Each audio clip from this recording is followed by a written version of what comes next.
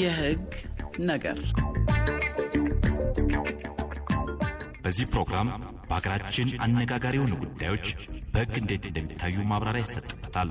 አድማጮችም በየዕለቱ በሚነሳው ርዕሰ ጉዳይ ላይ ያላቸውን የህግ ጥያቄዎች በቀጥታ የስልክ መስመር በመግባት ባለሙያውን የሚጠይቁበት ነው።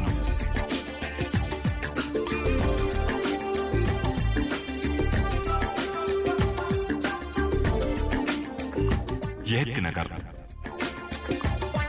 የህግ ነገር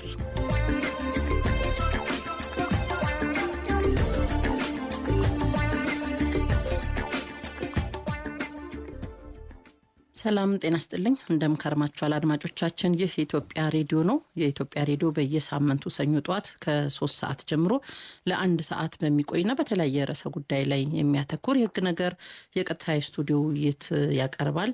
አሁን ውይይታችንን እንጀምራለን። በኢትዮጵያ ሬዲዮ የሚቀርበው የህግ ነገር በፍትህ ሚኒስቴር አጋርነት የሚቀርብ ነው። የዛሬው ውይይታችን የሰብአዊ መብቶች የህግ ማዕቀፍ ላይ ነው የምንወያየው። ዓለም አቀፋዊ መብት ስምምነቶችን ጨምሮ የሰብአዊ መብት ጥሰት የሚያስከትለው ተጠያቂነትን እንመለከታለን። ውይይታችንን እንድትከታተሉ እንጋብዛለን።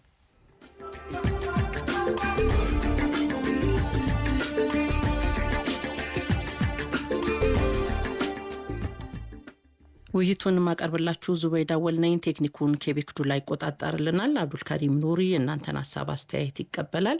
0115526604 እንዲሁም 0115527722 የስቱዲዮ ስልኮቻችን ናቸው። በመናነሳው ርዕሰ ጉዳይ ላይ ሐሳብ አስተያየት ካላችሁ ደውሉልን። ባለሙያችን ስቱዲዮ ተገኝተዋል። አቶ ዮሐንስ ግርማ በፍትህ ሚኒስቴር በንቃተ ህግ ትምህርትና ስልጠና ዳይሬክቶሬት አቃቢ ህግ ናቸው። አቶ ዮሐንስ እንኳን ደህና መጡ። አመሰግናለሁ። እንኳን ደህና ቆያችሁ።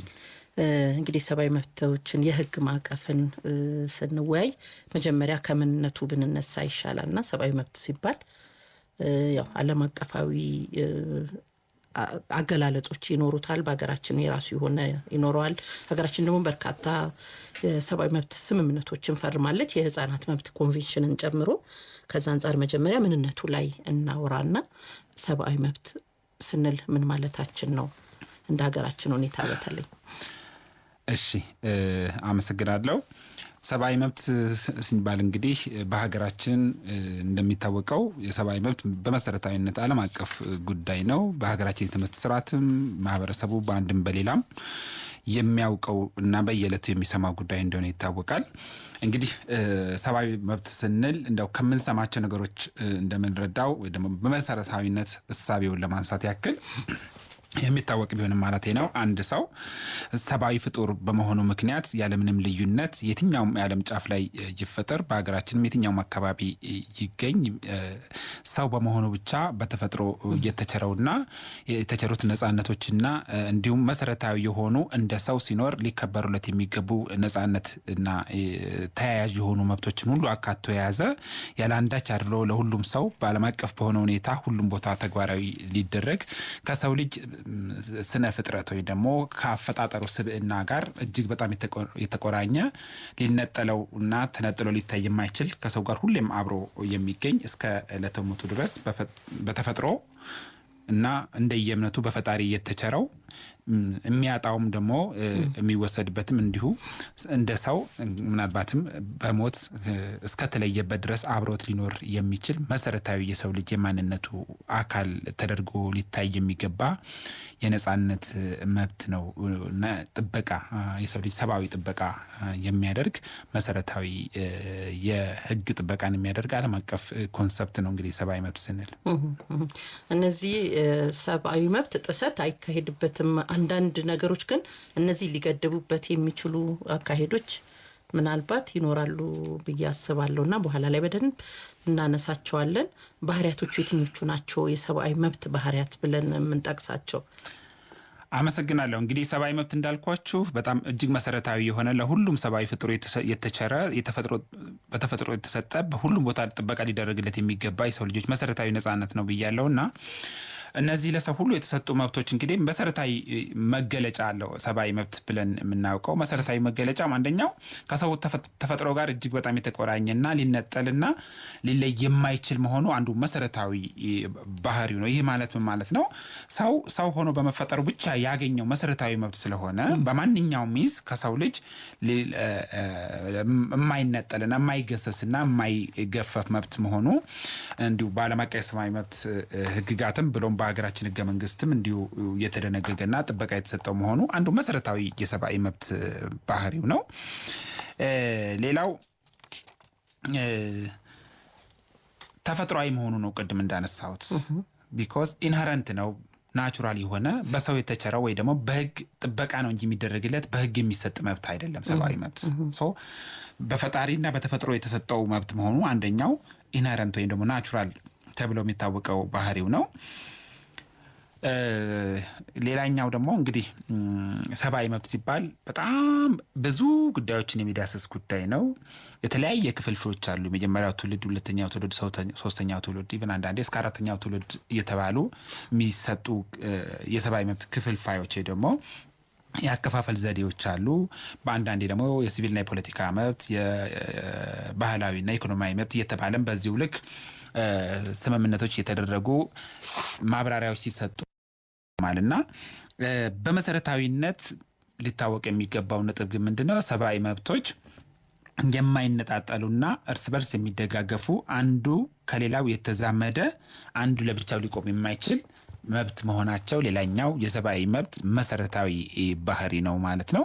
እንግዲህ አንዱን የመብት አይነት አስከብረን ሌላውን መብት አይነት ለሌላ ጊዜ እናቆየው ሊባል የማይችል መብት ስለመሆኑ የምንረዳው ጉዳይ ነው ማለት ነው። እንግዲህ አንድ ሰው በህይወት የመኖር መሰረታዊ የፌዴራል ህገ መንግስትና ዓለም አቀፍ የሲቪልና የፖለቲካ መብቶች ቃል ኪዳን የደነገገው መብት ነው።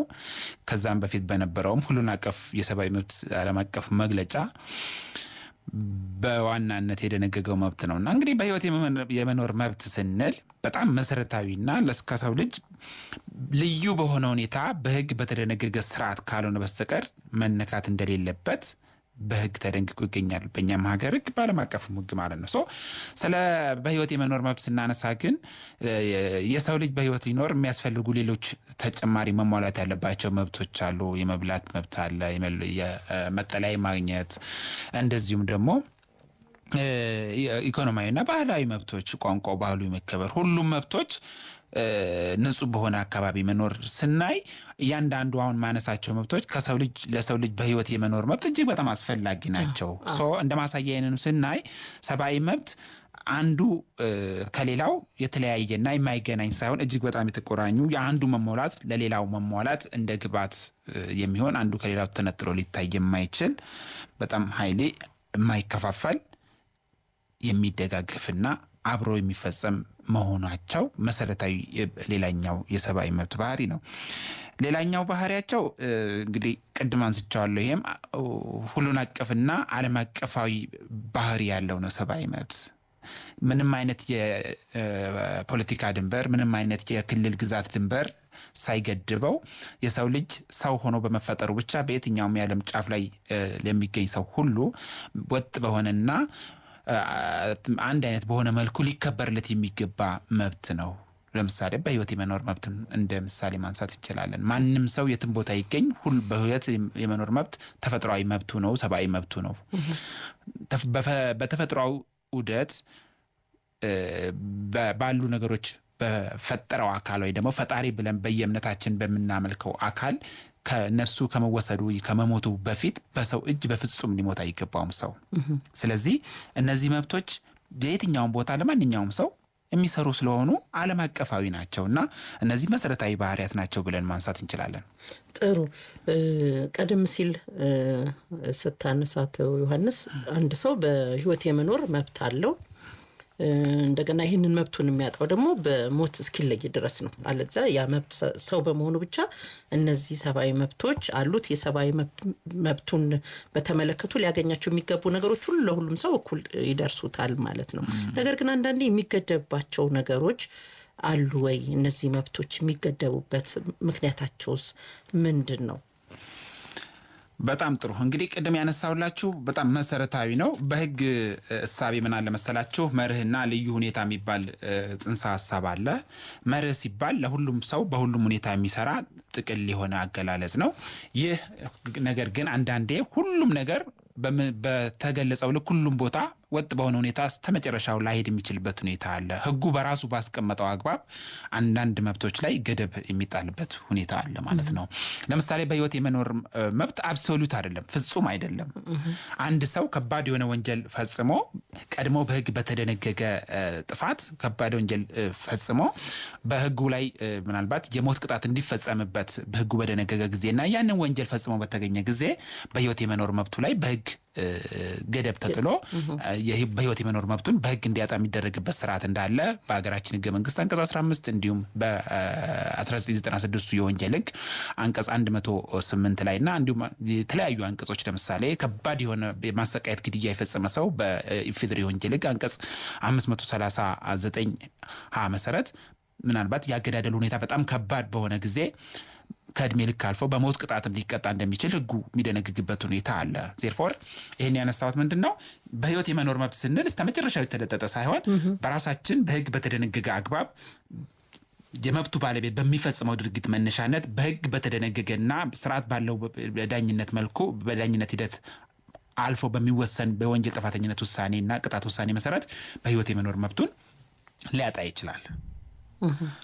ስለዚህ ገደብ አለው እያልኩ ነው።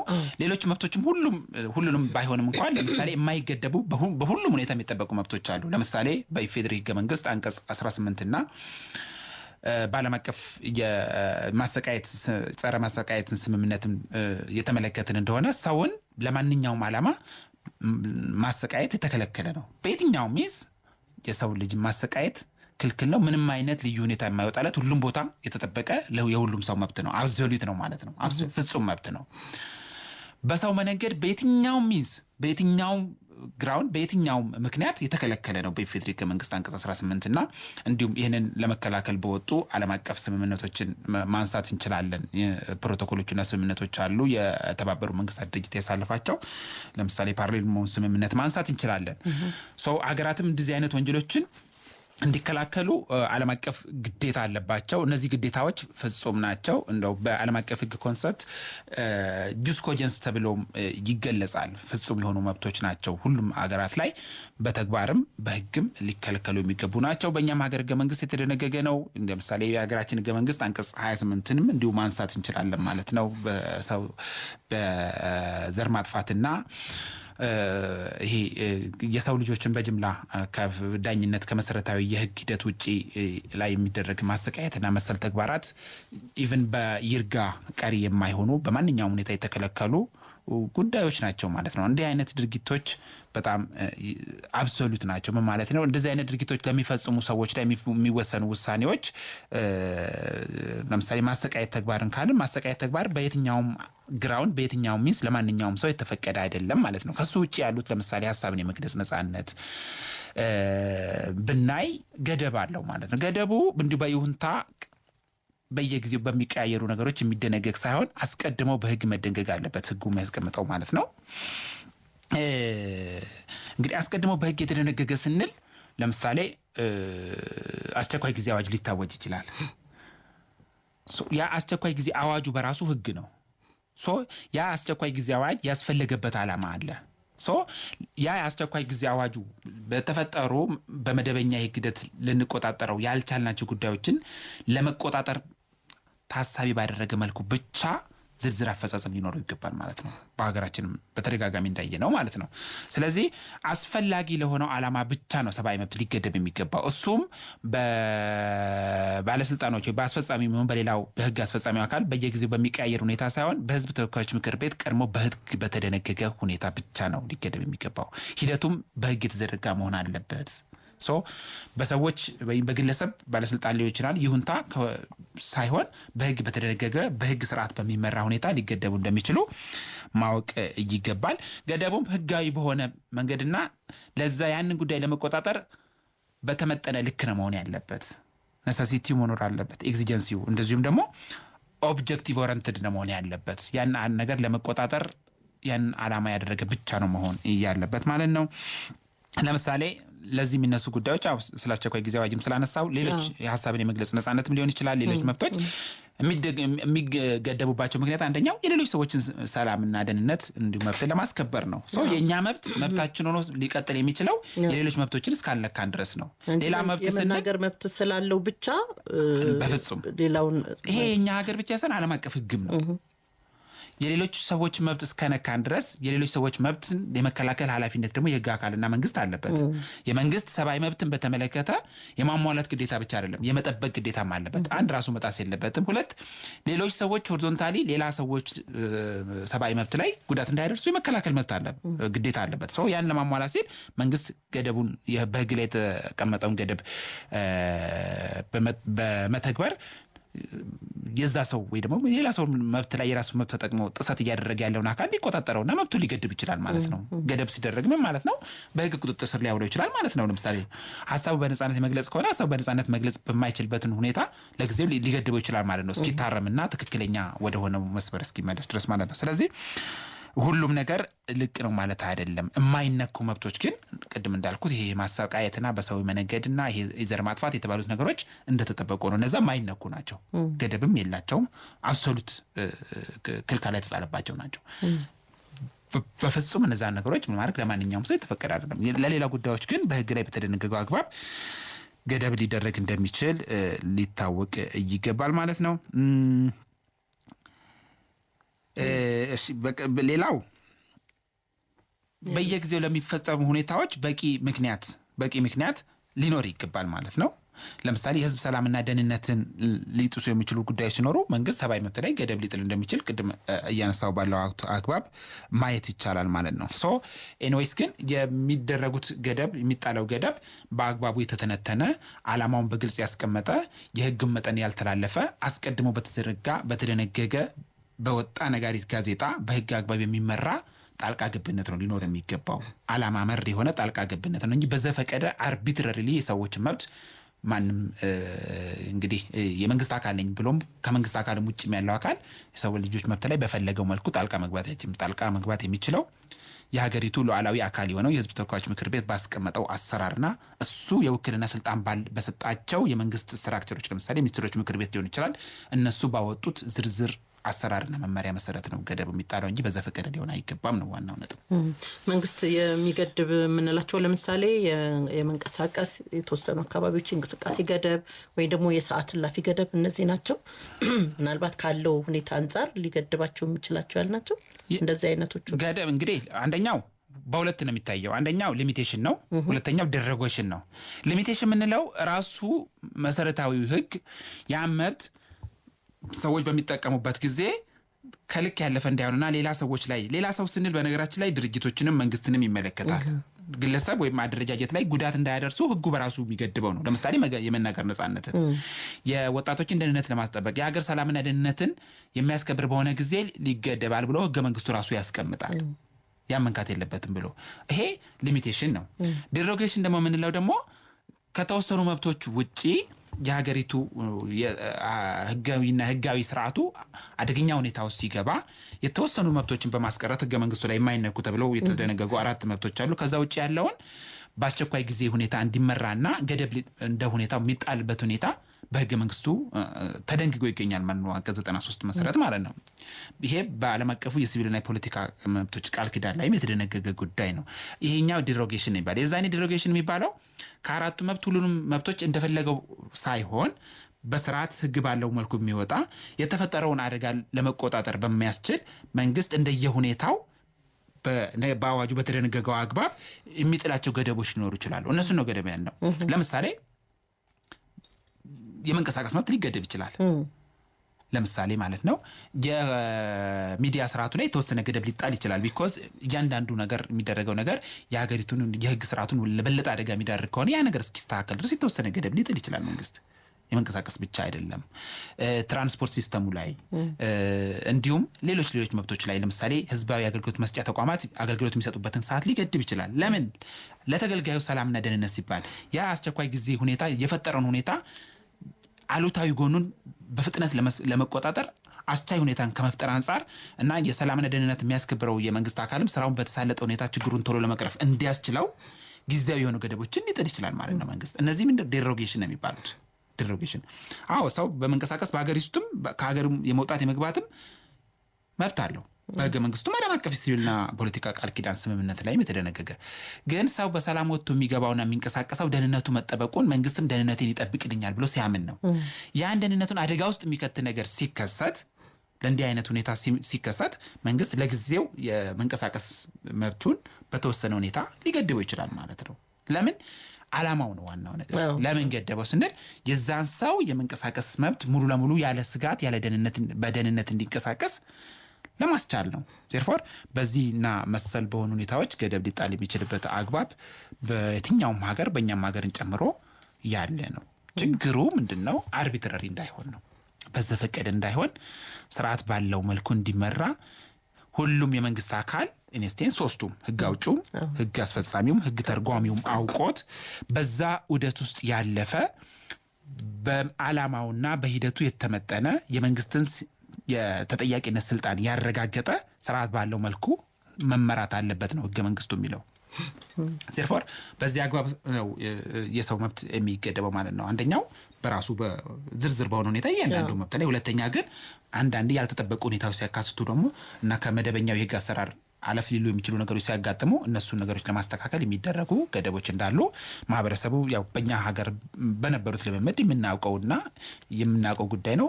ሰው በዛ አግባብ የሚታይ ጉዳይ ነው ማለት ነው። እንግዲህ ገደብ ሲባል ጥሩ እነዚህ አራቱ የማይነኩ የተባሉ መብቶችን እንመለስባቸዋለን። አቶ ዮሐንስ አሁን አድማጭ ገብቷል እያሉኝ ነው። እንቀበልና ሄሎ ጤና ይስጥልን። ሰላም ለእናንተ ይሁን። እንዴት አረፈዳችሁ? ሰላም ነው። አቤት ማንን በል? ደና ዳዊት ከሀያት። እሺ ዳዊት አመሰግናለሁ። በቅድሚያ ለእናንተ ነው የሚለው ለእንግዳዬም ልባዊ ምስጋና ማቅረብ ፈልጋለሁ። እንደምናውቀው አደራ አደራህን ኮሚሽን በርካታ ስራዎችን እየሰራ እንደሆነ ይታወቃል። ከነዚህ አንዱ በተለይም ዜጎች ፍትህና ርትዕ እንዲያገኙ በመረጃ በማስረጃ በማስደገፍ እያወጣ ያለበት ሁኔታዎች ማለት ይሄ ይበል የሚያስብል ነው። እንደምናውቀው በሀገራችን ላይ በርካታ ኢሰብአዊ ድርጊቶች ሲፈጽሙ የነበሩ አካላት በብዛት እንዳለ ቢታወቅም ይህ ግን ተግባራዊ ከማድረግ አኳያ ጎራማይ ነው ገጽታ እንዳለው ብዙ ማሳያው ነው እና ከነዚህ አንዱ እንደምናውቀው ዜጎች ህገ መንግስቱ በርካታ መብቶች እንዳጎናጸፋቸው የሚታወቃል። ከነዚህ አንዱ የመናገር፣ የመሰብሰብ፣ የመደራጀት፣ የመምረጥ፣ የመመረጥና በህይወት የመኖር መብት እንዳለን ቢታወቅም ይሄ መብት ግን በአንድም በሌላ ሲሸራረፍ ይታያልና ባለፉት አመታት በተለይም በርካታ የሰብአዊ ድርጊቶች ሲፈጽሙ የነበሩ አካላትም ለህዝብ ጥቅም ሲባል ሲፈቱ እናያልና እነዚህ ሲፈጽሙ የነበሩ አካላትም ተመልሰው ከማረሚያ ቤት ከወጡ በኋላ ለህዝብ ጥቅም ተብሎ ከተፈቱ በኋላ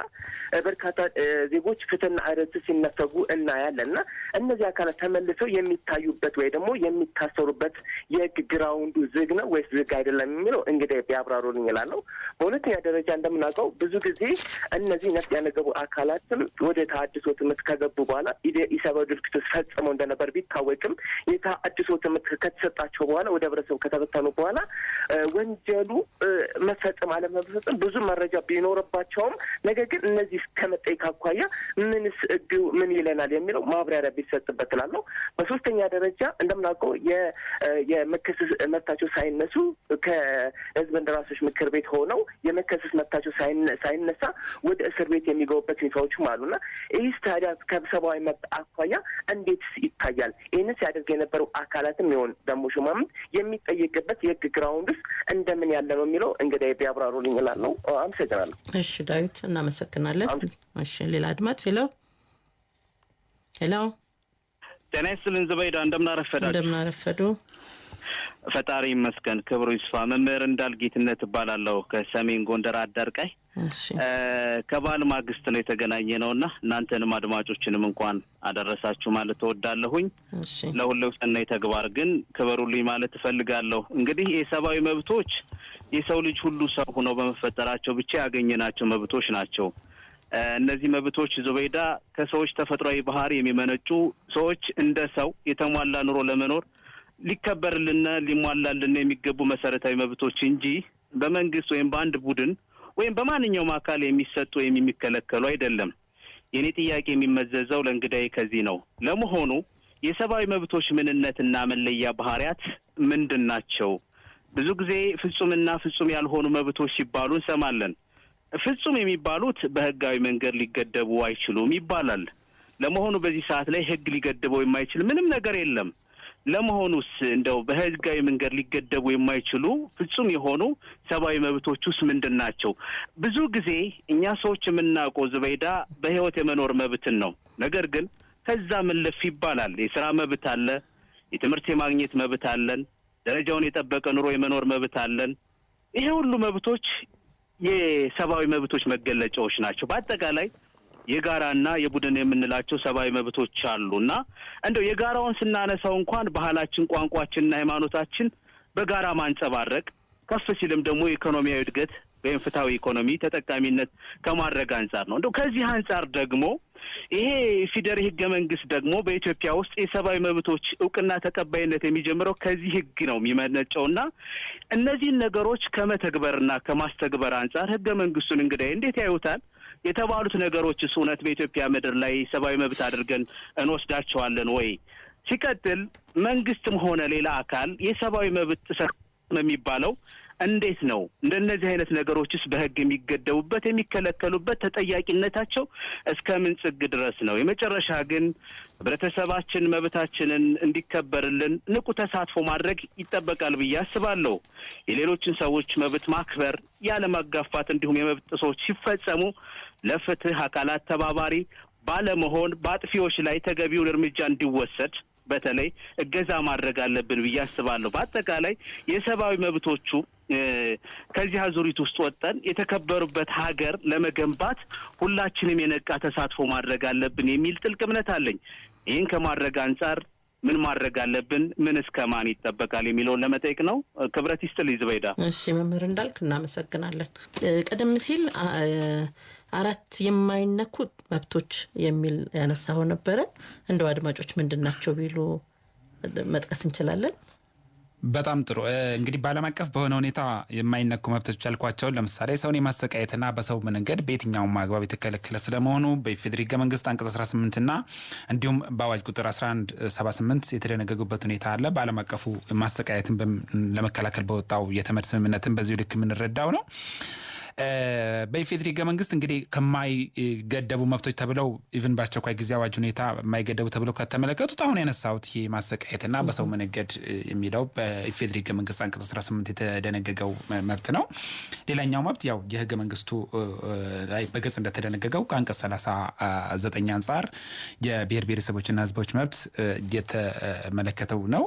ሌላኛው እንግዲህ የአንቀጽ 25 ላይ የተደነገገው በዛም ሁኔታ ውስጥ ሆነን ሰዎችን ትሪት ስናደርግ ሰዎችን ስናስተናግድ በዘር፣ በማንነት፣ በአመጣጡ፣ በሃይማኖቱ፣ በጾታውና መሰል በሆኑ ጉዳዮች አንዱን ከሌላው በነጣጠለና ልዩነትን በሚያሰፍን መልኩ ማስተናገድ እንደሌለብን እንግዲህ የተደነገገው የህገ መንግስቱ አንቀጽ 25 ነውና ሌላኛው የፌዴራላዊ አወቃቀር ስርዓት ኖሜንክሌቸር ወይም ስያሜውም የተመለከተው ድንጋጌ ሊቀየር እንደማይችል ሊነካ እንደማይችል እንዲሁ የተደነገገበት ሁኔታ ነው ያለው በአስቸኳይ ጊዜ አዋጅ ጭምር ማለት ነው። ያለ አስቸኳይ ጊዜ አዋጅ ደግሞ በተፈጥሯዊ የመብቶች ገደብ ቅድም ባነሳሁት እያንዳንዱ መብት ላይ ሁሉም አላልኩም በህጉ በተደነገገው አግባብ ገደብ ሊጣል እንደሚችል ቅድም አንስቻለሁ። ይህ ሀሳብን የመግለጽም ሊሆን ይችላል፣ በህይወት የመኖር ሊሆን ይችላል፣ የመሰብሰብና መሰል መብቶችም ምናልባት የሌሎች መብቶችን ለመጠበቅና የሀገር ሰላምና ደህንነትን ለማስከበር የወጣቶችን ደህንነት ለማስከበር እና መሰል ጉዳዮች ሊገደቡ ይችላሉ። ለምሳሌ በዳኝነት ስርዓት ውስጥ ያየን እንደሆነ አንድ ሰው ጥፋት ያጠፋ እንደሆነ ያጠፋው ጥፋት ተነግሮት ህጋዊ በሆነ ምርመራ ሂደት አልፎ ለህዝብ ግልጽ በሆነና መደበኛ በዳኝነት ስልጣን በተሰጠው መደበኛ ፍርድ ቤት ጉዳዩ ሊታይ ይገባል። መብቱ ነው ማለት ነው። ይህ መብት ለምሳሌ የዳኝነት ስርዓቱ ለህዝብ ግልጽ በሆነ ችሎት ሊመራ እንደሚገባው የህገ መንግስቱ ልዩ ልዩ ድንጋጌና ዓለም አቀፍ ስምምነቶች ያመለክታሉ። ይህ መብት ግን አብሶሉት አይደለም። አንዳንዴ በዝግ ችሎት ሊታዩ የሚችሉ ጉዳዮች እንዳሉ በህጉ በራሱ ያስቀምጣል ማለት ነው። የፍርድ ቤት የዳኝነት ስልጣን የሚደነግገው አዋጅም እንዲሁም በህገ መንግስቱና ዓለም አቀፍ የሰብአዊ መብት ድንጋጌዎች ለአንዳንድ ጉዳዮች ለምሳሌ ለህዝብ ሞራል ተቃራኒ የሆነ እና እንደ ህጻናት ጉዳይ ሲሆን እና ለሀገር ሰላምና ደህንነት በግልጽ ችሎት ማካሄዱ ጉዳት የሚኖረው ሲሆን እንደየጉዳዩ ፍርድ ቤቱ ሲያምንበት በዝግ ችሎት ሊደረጉ እንደሚችሉ ያስቀምጣል። ይህ ገደቡ ነው ማለት ነው። ሌሎች ጉዳዮችን እንደ በዝርዝር ማንሳት ይቻላል። ቀደም ካነሳዋቸው የተወሰኑ መብቶች ውጪ ያሉ ሁኔታዎች አተገባበራቸው ላይ ዓላማውን መሰረት ባደረገ መልኩ በጥንቃቄ የሚተገበሩ ነው የሚሆኑት። ዋናውነት ሰብአዊ መብት ስንል እያንዳንዱ ሰው ማሰብ ያለበት ከሰብአዊ ክብር የሚመነጭ ለሁሉም ሰው ባልተነጠለ ሁኔታ የተሰጠ መብት ነው ብያለሁና ሰው በምድር ላይ ሲኖር በክብር መኖር የሚጠላ ማንም ሰው የለም። ራሱ ሰብአዊ ክብሩ ተቀብሮለት ክብር ያለው ህይወት ለመኖር እንደሚጓጓ ሁሉ ሌሎች ሰዎችም ያንን ህይወት መኖር እንዳለባቸው በህሊናው መፍቀድ አለበት። መንግስት ወይ ሌላ አካል ተቋም ስንል ተቋሙን የመሰረት ነው እኛ ነን። የሰዎች መሰባሰብ ነው ሀገርን የመሰረተው ተቋምን የመሰረተው ሰው እኛ በህሊናችን ይህን እሴት የህግ አክባሪነት እሴት በአይምሮአችን ከሰረጸና የሌሎች መብት ለኛ እንደምንፈልገው ልክ ካከበርን እያንዳንዱ ሰብአዊ መብት ጥሰት የሚያደርሰው አካልም ከማህበረሰብ ውስጥ የወጣ ሰው ስለሆነ እየተገራ ይሄዳል እና ሰብአዊ መብት በአብዛኛው ባህል ነው። በአንድ ሁሉ ነገር ተግባራዊ ለማድረግ ሊያስቸግር ይችላል። ህጋዊ ስርዓቱ መዘርጋት በጣም መሰረታዊ ነገር ነው። ከዘርግቷል በዓለምም በእኛም ሀገር። አፈጻጸሙን በተመለከተ ግን እንግዲህ በዋናው ነገር እንዳልኩሽ መንግስት የሚያደርጋቸው ተቋማት የሚያደርጉት እንቅስቃሴ እንዳለ ሆኖ የእያንዳንዱ ሰው አስተሳሰብና ማህበረሰባዊ እሴትን በማጎልበት ችግሮችን ቢያንስ እያቀለሉ በመሄድና እንደ አነሳውት ወደ ተሟላ ክብር ያለው ህይወት ወደ መኖር እንደ ማህበረሰብ ልንሄድ እንችላለን። ለእያንዳንዱ ዜጋ በሚመነዘር ልክ ማለት ነውና በዛ አግባብ ነው መታየት ያለበት። ጥሩ እንግዲህ የሰብአዊ መብት ስንል አንድ ሰው በመሆኑ ብቻ ሊያገኙ የሚገባቸው መብቶች ሁሉ የሚሰጠው ነው አለ ምንም ልዩነት ብለናል እስካሁን። ግን አንድ ሰው በወንጀል ተጠርጥሮ ደግሞ ወደ ፍትህ አካላት ሲሄድ እንዲሁ የሚጠበቁለት መብቶች ይኖራሉ። አንድ በሰብአዊ መብት አይደለ ሰው በመሆኑ እነዚህ ሰብአዊ መብቶቹ አይሸራረፉበትም። እነዚህ ምንድናቸው ሊከበሩ የሚገባቸው? ተጠርጣሪ ሆኖ ወይም ደግሞ ፍርደኛም ሆኖ ሊሆን ይችላል በወንጀል ድርጊት ተጠርጥሮ ወይም ደግሞ ፍርድ አግኝቶም ቢሆን። በጣም ጥሩ እንግዲህ አድማጮቻችን በተለያየ ፕሮግራም በዚህ ፕሮግራም ስናነሳ እንደነበር ነው አንድ ሰው ጥፋት ሲያጠፋ ጥፋት የሚባለው ነገር አስቀድሞ በተደነገገ የወንጀል ህግ መሰረት ሲሆን ወደ ወንጀል ፍትህ ስርዓቱ ይመጣልና ወደ ወንጀል ፍትህ ስርዓቱ ውስጥ ሲመጣ እንግዲህ ምርመራ ሂደት አለው፣ ከዛ የዳኝነት ሂደት አለው፣ መጨረሻ ደግሞ የመታረም ሂደትና ትክክለኛ ከጥፋቱ የታረመና ለማህበረሰብ እሴት የሚተጋ ከጥፋት የታረመ ሰው ሆኖ እንዲወጣ ይደረጋል ማረሚያ ቤት ታርሞ ማለት ነው። በዚህ ሂደት ውስጥ እንግዲህ በተጠርጣሪነት ከመያዙ ጊዜ ጀምሮ ምርመራ ሂደቱ አልቆ በዳኝነቱ ሲያልቅ የሚጠበቁለት መብቶች አሉ ማለት ነው። ለምሳሌ መጀመሪያ ሲያዝ የተያዘበት ጉዳይ ሊገለጽለት ይገባል። አያያዙም በህግ በተዘረጋ ስርዓት ሊሆን ይገባል። ይህም ስርዓት በኢፌዴሪ ህገ መንግስት አንቀጽ 19 ላይ የተደነገጉት መብቶች ተጠብቀውለት ዜን አፍተር ያን የህገ መንግስቱን ድንጋጌዎች ተግባራዊ ለማድረግ ያሉ ዝርዝር ህጎች አሉ። ለምሳሌ የወንጀለኛ መቅጫ ስነ ስርዓት ህጉ ማንሳት እንችላለን። ሌሎች ልዩ አዋጆች ላይ የተደነገጉ የወንጀል ምርመራ ስርዓት የሚመራባቸው የህግ ድንጋጌዎች ማዕቀፍ አለና በዛ ውስጥ የተጠበቁለት መብቶች አሉ። ያጠፋውን ወንጀል ከመንገድ ጀምሮ አያያዙን በፍርድ ቤት ትእዛዝ ከሆነ በፍርድ ቤት ትእዛዝ ነው ስንልም ሁሉም ነገር እንደዛ ይሆናል ማለት አይደለም። ገደብ አለው። ለምሳሌ እጅ ከፈንጅ ወንጀል ከፈጸመ ማንም ሰው ማንንም ሊይዞ ወደ ህግ አካል እንዲያቀርብ ህጉ ግዴታን ይጥላል።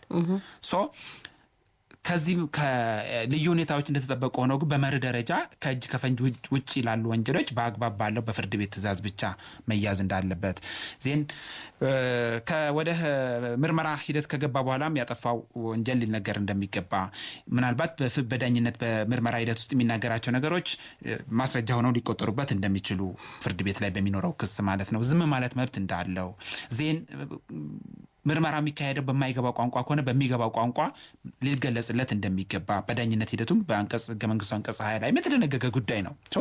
ሊያውቀው ይገባል በምን እንደተጠረጠረ። ዜን በዛ ሂደት ለምሳሌ ምስክር ሆኖ ሲቀርብ ወይም ደግሞ ተጠርጣሪ ሆኖ ሲቀርብ አንድ ሰው እላው ላይ ያለ መመስከር መብት አለው። በህገ መንግስትና በልዩ ጥበቃ የተሰጠው መብት ማለት ነው። እላው ላይ እንዲመሰክር የተጠረጠረበትን ወንጀል እንዲያምን አይገደድም። በምስክርነት ቃልም በላዩ ላይ አንድ ሰው እንዲሰጥ እንዳይገደድ ህገ መንግስቱ ይከለክላል።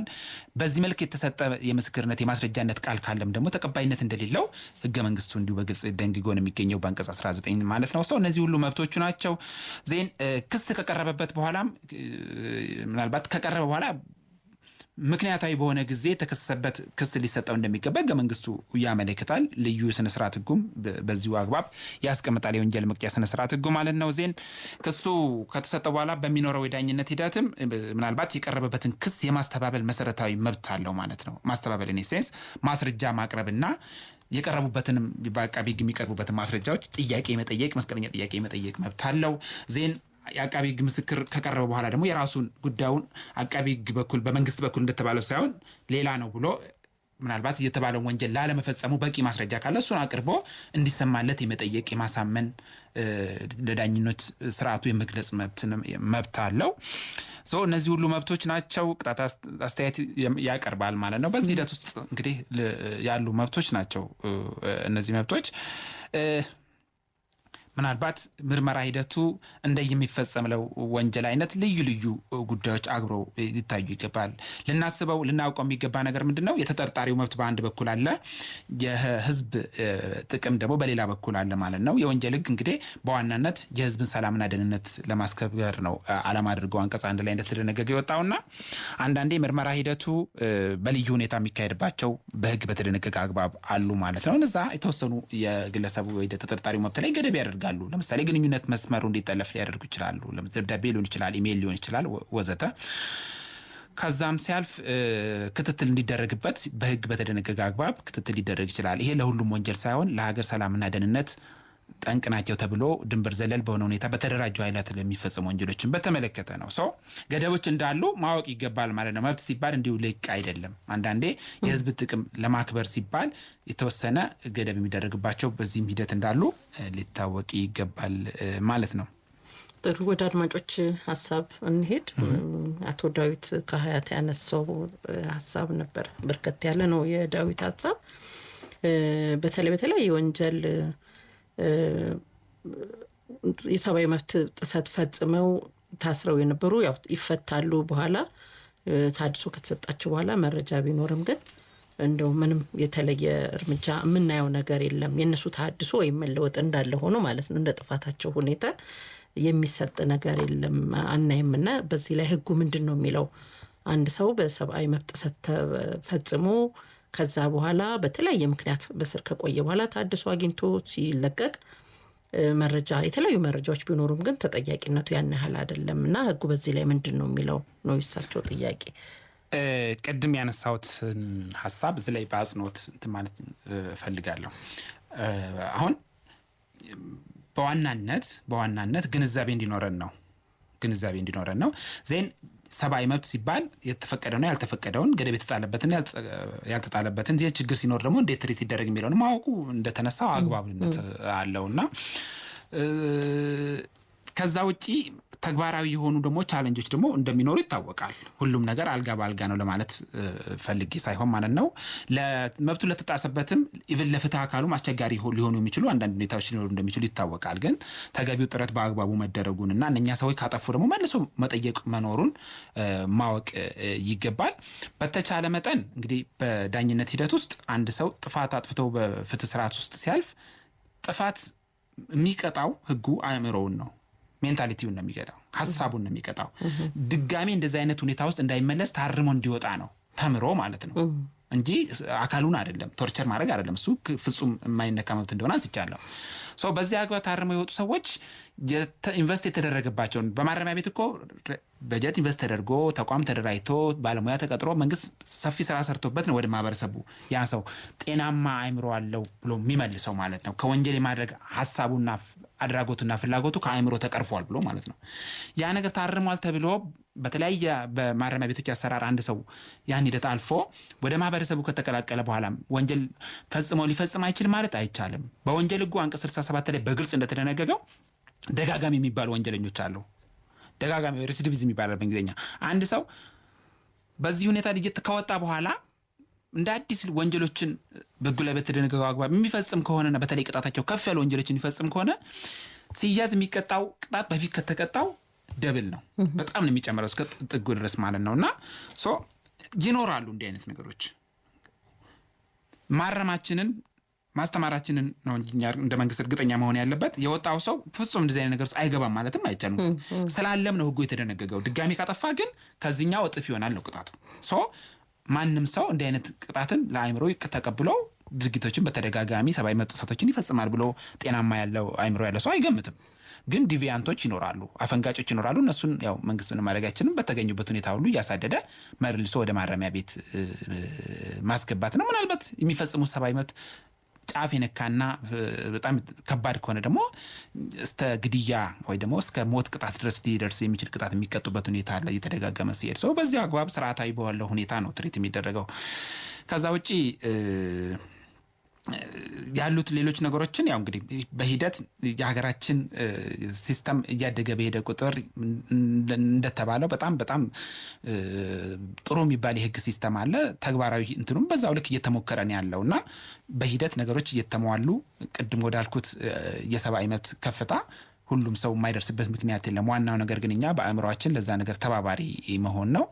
ከዛ ውጪ የፍትህ አካሉን ደግሞ ከውጭ ሆነን ያልተደረገን ብለን መተቸት ብቻ ሳይሆን አብረን ፋይት ማድረግ፣ ሰዎች ችግሩ እንዳይከሰቱ ቀድሞ መከላከል ሲሆን ደግሞ ምስክርን በመሆን እና የፖሊስ አካልን እና እንዲሁም የዳኝነት ስርዓቱን በማገዝ በተለያየ ሚስ የተሻለ ሰብአዊ መብት የሰፈነበት ስርዓትና ሀገር እንዲሆን የራስን አስተዋጽኦ ማድረግ ተገቢነት ይኖረዋል።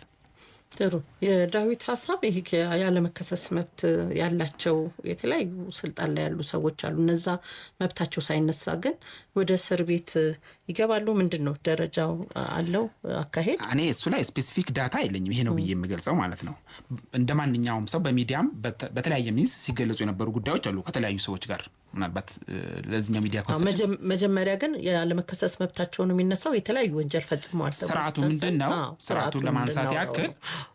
ስርዓቱን ለማንሳት ያክል ያለመከሰስ መብት ያለው ሰው ማለት አይከሰስም ማለት አይደለም። ይከሰሳል። የሚከሰስበት ግን ፕሮሲጀር አለው። ፕሮሲጀሩ ምንድነው? መጀመሪያ ጉዳዩን የያዘው አቃቢ ህግ እና መርማሪ ፖሊስ ጉዳዩን አጥርቶ ለአቃቢ ህግ ከሰጠ በኋላ አቃቢ ህጉ በሚመለከተው የአቃቢ ህግ ተቋም የበላይ አመራር በኩል ለህዝብ ተወካዮች ምክር ቤት ወይ ደግሞ ክልል ከሆነ ለክልል ምክር ቤቶች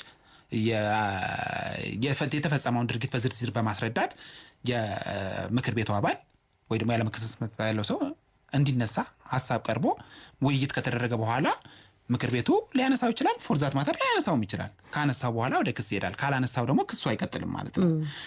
በዚህ ሂደት ውስጥ አልፎ ነው አንድ ሰው የሚከሰሰው። የተከሰሱ ሰዎችም እንዳሉ በሀገራችን በዚህ ሂደት ውስጥ የሚታወቅ ነው። ምናልባት በተለያየ ሚንስ አንዳንዴ በተለያዩ መንገራገጮች ወዲያ ወዲህ የሚሉ ነገሮች ልናይ እንችላለን። ግን በሂደት ህጋዊ መሰረቱን እያያዘ ነው እንጂ የሚሄደው ከህገ መንግስቱና ከህግ አሰራር ያፈነገጠ ነገር ሊቀጥል አይችልም። በዛው አግባብ ነው መታየት ያለበት።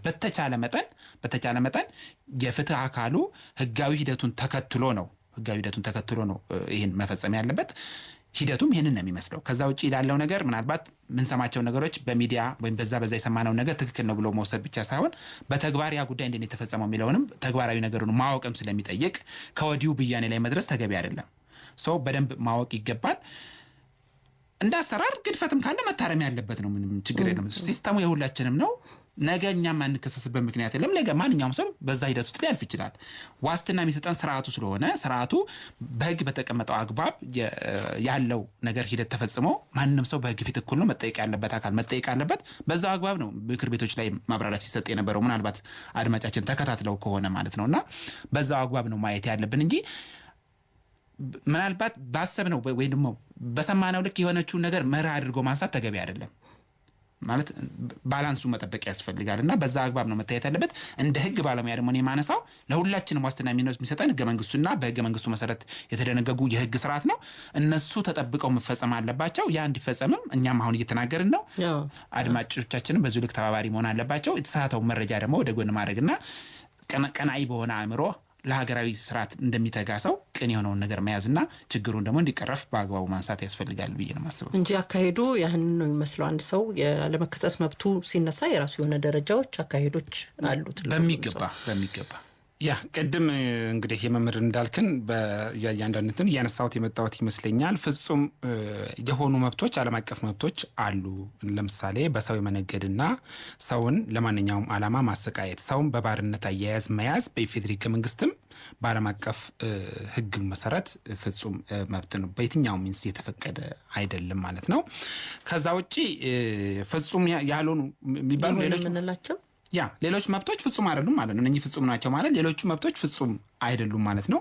መብቱ ናቹራሊ በራሱ የመብቱ ተግባራዊ ሂደት ራሱ የሚገደብበት ሁኔታ አለ። ለምሳሌ የራሱ መብት ኤክሰርሳይዝ ሲያደርግ ቀጥታ ሄዶ ወደ ሶስተኛ ወገን ወይም ሌላ ሰዎች መብት ላይ ጣልቃ ወደ መግባት ደረጃ የሚያደርሰው ከሆነ ይገደባል ማለት ነው። ለምሳሌ በነፃ የማምለክ የፈለጉትን ሃይማኖት መርጦ እሱንም የራስን ሃይማኖት አስተምሮ ማስተማር የሚለው መርህ ምናልባት ወሳኙ ይመስለኛል። በእኛም ሀገር ኮንቴክስት የኛው ሀሳብ የሌሎች ሰዎችን የሃይማኖት ነፃነት ወደሚጋፋበት ደረጃ ላይ ከደረሰና ወደዛ ከሄደ የሃይማኖቱ ባለ ሃይማኖቱ በመጠቀም የሚያደርገው ህዝባዊ ገለጻ ህዝባዊ እንትን ሊገደብ ይችላል ማለት ነው። ቀጥታ እየወጣ የሌሎችን ሰዎች መብት ቀጥታ አታክ የሚያደርግና ወደዛ ሂደት ውስጥ ካለፈ የሌሎች መብቶች መብት መንካት እስካልደረሰ ድረስ ግን የራሱን የሃይማኖት የማስተማር ልጆቹን በዛ ውስጥ የማሳደግ የማስፋፋት መብት ግን አለው ማለት ነው። ወጥቶ ግን የሌላውን ክብር በሚነካ መልኩና የሌላውን በሚያጎድፍ መልኩ አደባባይ ላይ ሃይማኖቴን ማስተማር መብት አለኝ ብሎ በዛ አግባብ መንቀሳቀስ በፍጹም አይቻልም። ምናልባት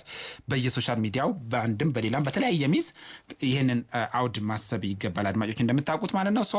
ይሄ ለምሳሌ የራሱ ገደብ ነው ማለት ነው።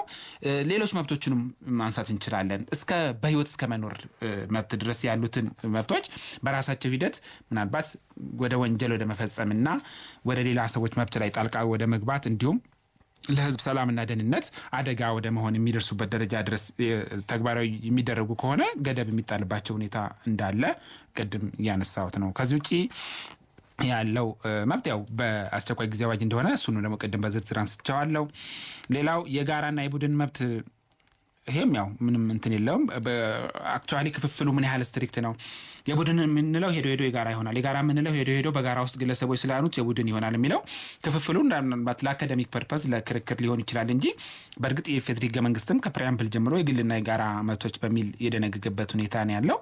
ግን ቅድም እንዳነሳሁት የተገናኙና አንዱ ከሌላው የማይነጠል ነው ብያለሁ። ሰብአዊ መብትና በዛው አግባብ የሚታይ ነው። እንዳው ለግንዛቤ ያክል ግን በጋራ በጣም የታወቁ መብቶች አሉ። የቋንቋ መብት፣ ባህል እና ሃይማኖትን በጋራ የማንጸባረቅ የማሳደግ በጋራ የማምለክና እንደዚሁም ደግሞ በጋራ ይሄ በህብረት ስራ ማህበራት የመደራጀት በስራ አካባቢ እንደዚሁም ማህበራትም በሲቪልና በተለያዩ ማህበራት ተደራጅቶ ሀሳብን የማራመድ ሰው ለዛ ዓላማ መደራጀት መብቶችን ስናነሳ እነኚህ የጋራ መብቶች ናቸው ብለን እንደማሳያ ማንሳት እንችላለን። የግለሰብ መብት ስንል ለምሳሌ በህይወት የመኖር መቼም ሁሉም ሰው የሚኖረው ቢሆን በግለሰብ ነው መጀመሪያ ክል የሚደረገውና ሰው መሰል መብቶችን ማንሳት እንችላለንና ኤኒዌይስ ግን በዛም ሆነ በዚህ ሁለቱም መብቶች በኢፌዴሪ ሕገ መንግስት በዓለም አቀፍ ሰብአዊ መብት ድንጋጌዎችም የተጠበቁ መሆናቸውን ሊታወቅ የሚገባው ሀገራችን ከሰብአዊ መብት አንጻር በዓለም አቀፍ ደረጃ ያሉ ኮር የሚባሉ የሰብአዊ መብት ስምምነት ህጎች አሉና አብዛኛው ማለት ይቻላል ሀገራችን ፈርማለች።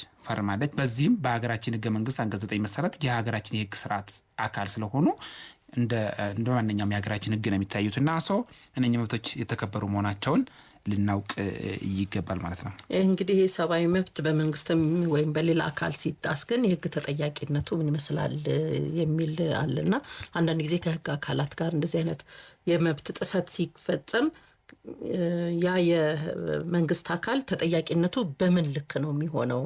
እንደ ማንኛውም ሰው የህግ ጥሰት በመፈጸሙ ተጠያቂነቱ የተቀመጡ አንድ ሰው ሰብአዊ መብቱን የአንድ ሰው ሰብአዊ መብት የሚጥስ ስራ የሚሰራ ከሆነ ያለው ተጠያቂነት ምንድን ነው የሚመስለው? እውነት ነው። በአካዳሚክ ዲስኮርስ ላይ በዓለም አቀፍ ደረጃ ብዙ ጊዜ በተለይ አስፈጻሚ የመንግስት አካል ላይ በጣም ፎከስ ያደርጋል ሰብአዊ መብት ጥሰት ማለት ነው። ነገር ግን ባለው አሰራር በሀገራችን የፍትህ ስርዓት ውስጥም እንግዲህ ያሉትን ነገሮች በደንብ ማወቅና መረዳት ያስፈልጋል። በመንግስት አሰራር ውስጥ ሆነው ግለሰቦች ናቸው መብት ጥሰት የሚያደርጉት እንጂ መንግስት እንዲያደርጋል ለማለት ፐርሰናሊ ሲስተም አሰራሩ አይደለም ወይም የተቀመጠው አይደለም። ያን እንዲያስፈጽም ዘጋ የተቀመጠው አካል ነው በዋናነት። ቢኮዝ ኢንስቲትዩሽኖቹ እኮ ፊክሽናል ናቸው ማለት ምንድነው?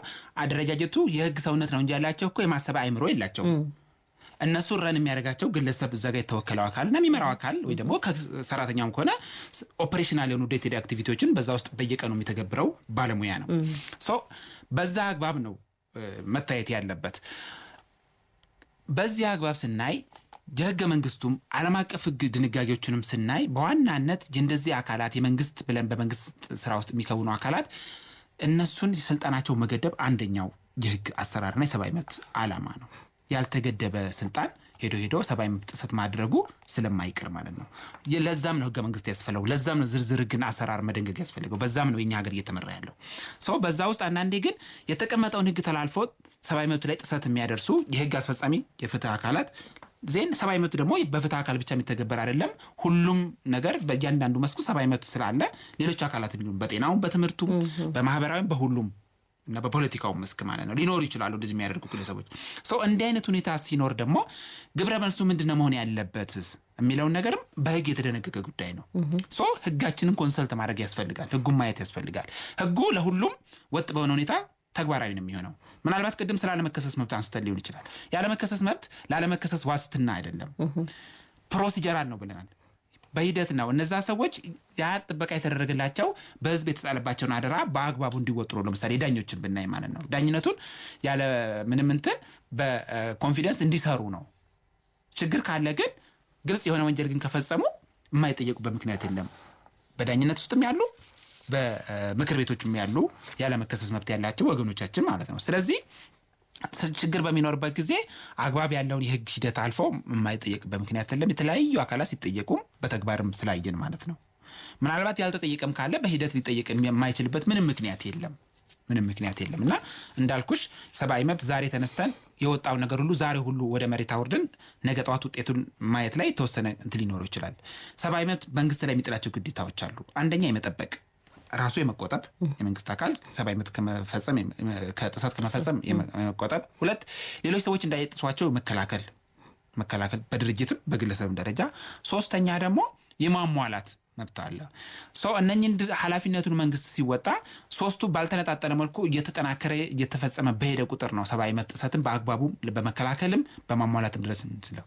የፍትህ አካሉ ጠንካራ ከሆነ የደህንነት አካሉ ጠንካራ ከሆነ ጥሰቱ እየቀነሰ ነው የሚሄደው። በዛ አግባብ መንግስት ስራዎችን እየሰራ በሄደ ቁጥር እያንዳንዱ ሆን ብሎ ሰብአዊ መብትን እየጣሰ ወንጀል እየፈጸመ የሚሄድ አካል በሂደት የማይጠየቅበት ምክንያት እንደሌለ በተግባር ያየነው ጉዳይ ነው። ስለዚህ ተጠያቂነቱ አለ ማለት ነው።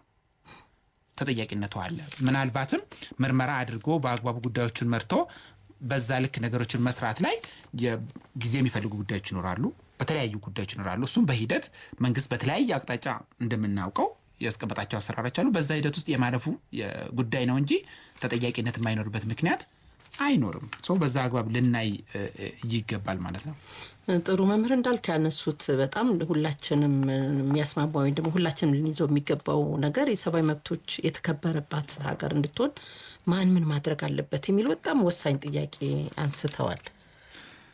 የህግ አስፈጻሚው፣ የህግ አውጪው፣ የተርጓሚው ብቻ አይደለም። እንደ ግለሰብ እንደ ማህበረሰብ ምንድነው መደረግ ያለበት? በጣም ጥሩ። ቅድም ያነሳሁት ለዛ ነው ሰብአዊ መብት ባህል ነው ብያለሁና በአንድም በሌላም ሲገለጽም ይሰማል በሀገራችን በሌላም ማለት ነው።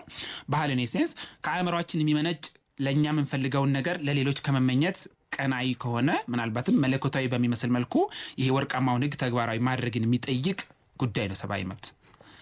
እኛ በምንናገረው ልክ ለራሳችን በምንፈልገው ልክ ለሌሎች የታመንን ካልሆንን ተደምሮ ሁላችንም ነው ወደ ችግር የምንሄደው ማለት ነው። ስለዚህ አስተሳሰብ ላይ ህግ አክባሪነት ባህልን ከማስረጽ አንጻር እኛ እንደ ፍትህ እንደ መንግስት አካል የሚጠበቅብን ነገር አለ። የሚያስፈጽመው ደግሞ ሌላውም የመንግስት አካል አለ በየመስኩ ማለት ነው። እያንዳንዱ የሚያደርገው ድርጊት በዛ ልክ እየተጠናከረ የጋራ ሲሆን ነው ሀገራዊ የሆነ እሳቤ ሀገራዊ የሆነ የህግ አክባሪነት ባህል ማህበረሰብ ውስጥ እየሰረጸ ጄኔሬሽኑ ከዚህ ችግር እየወጣ ወደ ተሟላ ሰብአዊ ክብር የተከበረበት ስርዓትና ሀገር ልንሄድ የምንችለው ለሁላችንም ዋስትና በሚሆን መልኩ ማለት ነው። ይሄ ይጠበቃል። እንደ አሰራር እንደ መንግስት እንግዲህ አሁናዊ የሆነ ፈንክሽናል የሆነ ኦፕሬሽናል የሆነ የመንግስት አካላት የሚጠበቅባቸው ኃላፊነት አለ። እኛ የፍትህ አካላት ለምሳሌ ምን ይጠበቅብናል? ሰብአዊ መብት ጥሰት ሲከሰት ተጠያቂነትን በማረጋገጥ በምንሄድበት ሂደት ውስጥ ለዛ ሂደት ተባባሪ የሆኑ ሰዎቻችን ፕሮቴክት ማድረግ አለብን። ለምሳሌ አዋጅ ቁጥር 699 ማንሳት ይቻላል። የሚጠቁሙ ሰዎችን ምስክር የሚሆኑ ሰዎችን ለጥቃት እንዳይጋለጹ የመከላከል ኃላፊነት አለበት መንግስት። እንዴት በዝርዝር ተቀምጠዋል እዛ ላይ እና ያን ማድረግ ይጠበቅብናል።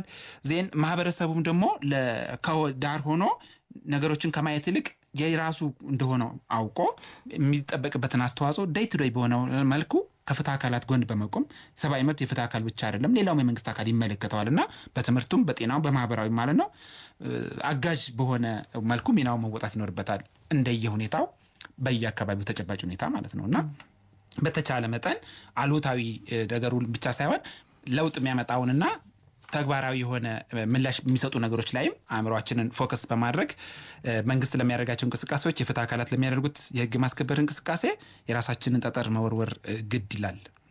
በዛ አግባብ ነው ለውጥ ልናመጣ የምንችለው። ያው ህብረተሰቡም ተሳትፎ እንዲያደርግ ደግሞ የተለያዩ የቅስቀሳ የትምህርት ስራዎች አንዱ እንደዚህ አይነቱ የቀጥታ የሰብአዊ መብት ላይ ሌሎች መብቶች ላይ የሚደረገው ውይይት አንዱ ነው። ሰይድ አሊ የሚያሉት እንደዚህ ነው። ተግባር ላይ ምን ያህል ህዝቡ ላይ ተሰርቷል፣ ህዝቡ እንዲያውቀውስ በርካታ ነገሮች ያስፈልጋሉና እዚህ ላይ ምን ያህል ተሰርቷል የሚለው አንዱ ጥያቄያቸው ነው። ፍትህ ሚኒስቴር የግንዛቤ ማስጨበጫ የተለያዩ ትምህርቶች ይሰጣል፣ ሰብአዊ መብትን ሌሎች መብቶችን በተመለከተ። ስለዚህ ይሄ አንዱ መንገድ ነው ብለን እናልፋለን። እውነት ነው። በተለያየ ሚዲያ አውትሌቶች ይህንን ሚኒስትሪ ሚዲያውንም ጨምሮ ጉዳዩ ላይ የስራ ክፍል እስከማቋቋም ሀገራዊ ስራዎችን አቀናጅቶ ከመንግስት ጋር ከመምራት አንጻር ማህበረሰቡ ይሄን አውቆ የራሱን አስተዋጽኦ እንዲያደርግ ማህበረሰባዊ ግንዛቤን ባህሉን ህግ አክባሪነት ባህሉን ከማድረስ አንጻር በተለያየ ሚዲያ አውትሌቶች ሰፊ ስራዎችን እየተሰራ ያለ ነው። ይህ ሳምንታዊ ፕሮግራም የዚህ መገለጫ አንዱ መገለጫ ነው ማለት ነው። ጥሩ እንደው ካለን ሰዓት አንጻር አንድ የመጨረሻ ጥያቄ ላድርግ። የአድማጮቻችን ሀሳቦች እስካሁን በያዝናቸው የውይይት ሁኔታዎችና ምላሾች ግንዛቤ አግኝተዋል ብለን እናስባለን።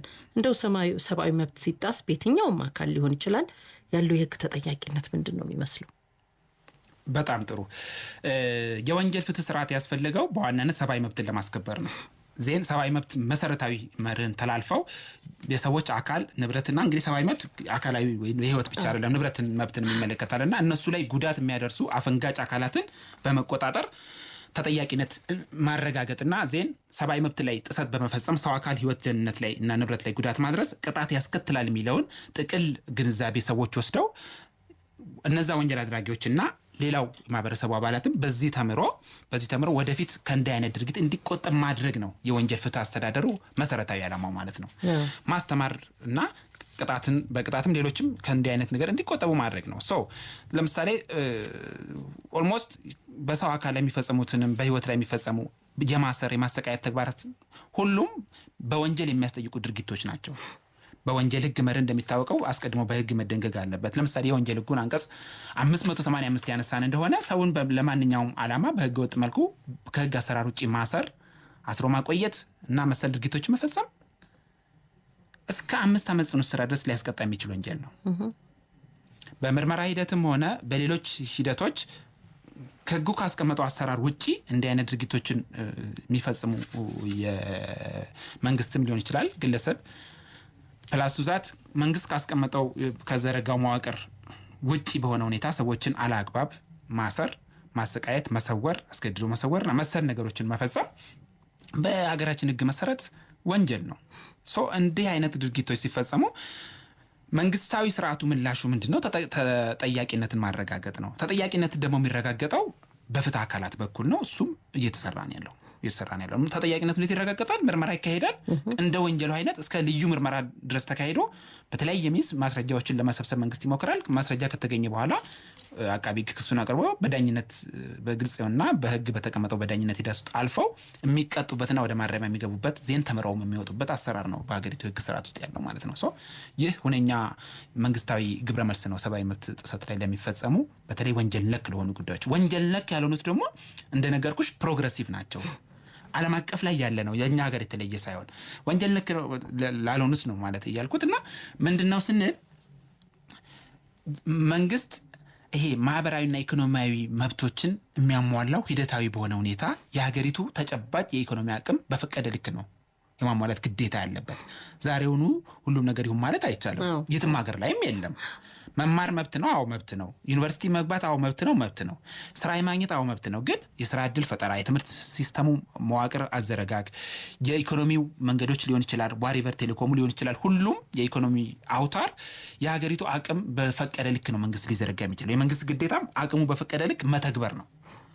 በዚህ ወይ ነው ፕሮግሬሲቭ በሆነ ከትላንትና ዛሬ እንዲሻል ከዛሬ ነገ በተሻለ ሁኔታ ተግባራዊ እንዲሆኑ መንግስት ባካፑን እያየ የሚተገብራቸው ስለሆኑ በሂደት የሚሟሉ መብቶች መሆናቸውን ደግሞ ማህበረሰቡ ሊገነዘበው ይገባል።